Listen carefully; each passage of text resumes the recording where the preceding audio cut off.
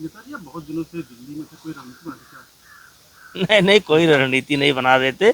2023 में कुछ world champion हैं और विश्व चैंपियन हैं, और वो कुछ रायता फैलाए थे, उसी को समेटने में लगे हैं। कितना समीटा? समेटने में लगे हैं।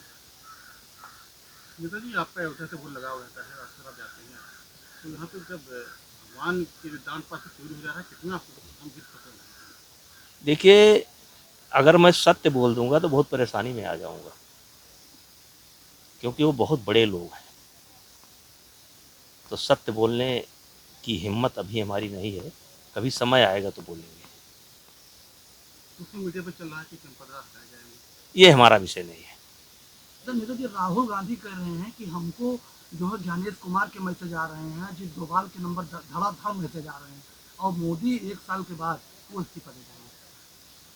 राहुल गांधी की बात को कोई सीरियस नहीं लेता है। दुर्भाग्य है कि राहुल गांधी अपोजिशन के नेता हैं, ये हमारे देश का दुर्भाग्य है। और जब तक राहुल गांधी जी नेतृत्व करते रहेंगे, गलत बयानबाजी करते रहेंगे, गाली देते रहेंगे, सीरियस नहीं होंगे, तब तक भारतीय जनता पार्टी के सामने कोई दिक्कत नहीं है।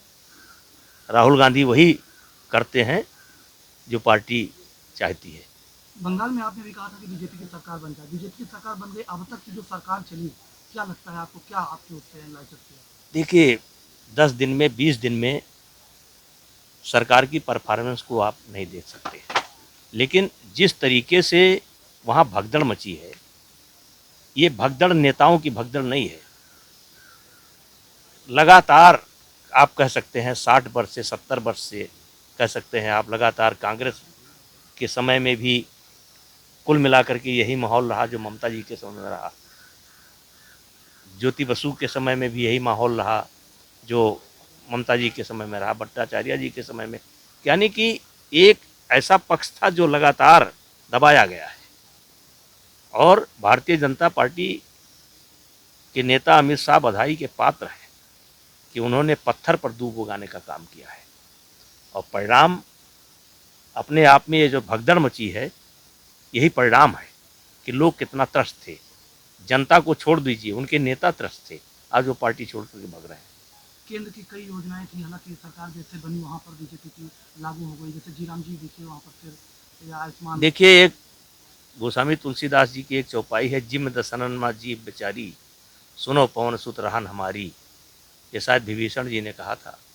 आज एक वर्ग ऐसा है जो लगातार आज़ादी के बाद से लगातार क्रश किया गया, वो चाहे जो सरकार रही, उन बेचारों को कभी राहत नहीं मिली। तो ये अखिलेश यादव, राहुल गांधी जी ने कहा कि उज्ज्वला योजना में कुछ सिलेंडर की कमी हो गई है, तो जो है मोदी सरकार अपनी कदम छुपा के ऐसा कर रही है। क्या कहा आपने? उज्ज्वला योजना में 9 सिलेंडर, पहले 9 सिलेंडर दे रहे थे, अब 4 मिल रहा है, कमी अपनी कमी छुपाने के लिए।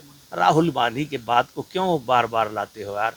राहुल गांधी अगर सीरियस हो जाते, सीरियस बात करते, सच्चे मुद्दे उठाते, जरूरी मुद्दे उठाते, तो आज कुछ स्थिति दूसरी होती।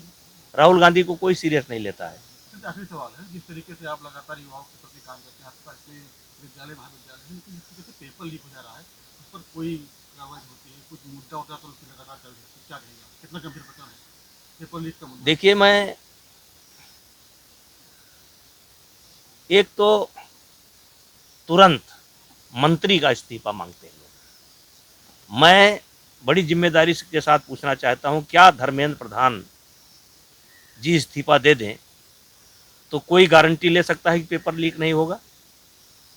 देखिए, पेपर लीक में एक सिस्टम काम करता है, और वो सिस्टम किसका है? वो आप कह लीजिए अधिकारियों कर्मचारियों का है। मंत्री सब जगह जाकर के रखवाली नहीं कर सकता है। कुछ लोगों को हो सकता है मेरी बात बुरा लगे, लेकिन इस सिस्टम को ठीक करने की जरूरत है। और मैं पहली बार देख रहा हूं कि कुछ बड़े अधिकारियों पर गाजगिरी है, और जब तक अधिकारियों पर गाज नहीं गिरेगी तब तक ये सिस्टम नहीं ठीक हो सकता है। पेपर लीक कोई नया मामला नहीं है, चाहे जो मंत्री रहा हो, पेपर लीक कोई सिस्टम काम कर रहा है। और मुझे उम्मीद है ये सरकार उस सिस्टम पर प्रहार करेगी, उस सिस्टम को तोड़ेगी जो जम्मू कश्मीर की समस्या का समाधान कर सकता है, जो बंगाल की समस्या का समाधान कर सकता है। तो ये जो सिस्टम है पेपर लीक का, मुझे पूरा विश्वास है कि वर्तमान सरकार उस सिस्टम को ध्वस्त करेगी, और जिसका उदाहरण मिल चुका है कि बड़े अधिकारियों पर गाज गिर चुकी है। आपका मानना है कि सिस्टम फेल है।